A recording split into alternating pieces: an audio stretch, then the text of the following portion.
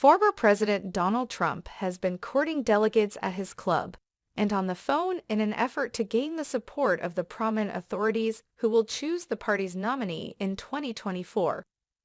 Joe Biden is correct, even if the argument that the U.S. financial system is fundamentally strong is becoming more difficult to maintain as it becomes evident that Silicon Valley Bank was not an isolated incident.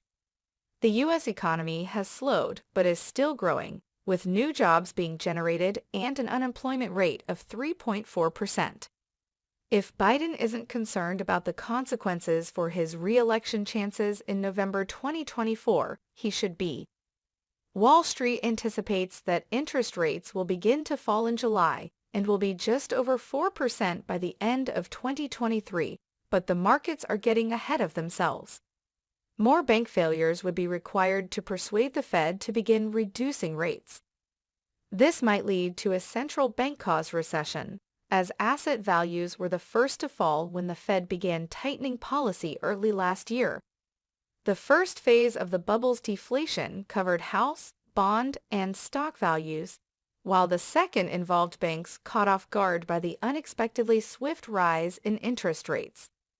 The recession will have already begun by the time unemployment begins to rise. The bursting of two mega bubbles in 1929 and 2008 had long-term ramifications, including the Great Depression and the 2008 crisis. Japan experienced a lost decade in the 1990s, and the U.S. economy experienced a temporary recession following the dot-com crash. Due to a troubled economy, just 3 U.S. presidents have failed to gain re-election since World War II. The Fed will want to avoid a repetition of Paul Volcker's inflation worries, as well as the missteps that dogged Trump's first presidential campaign.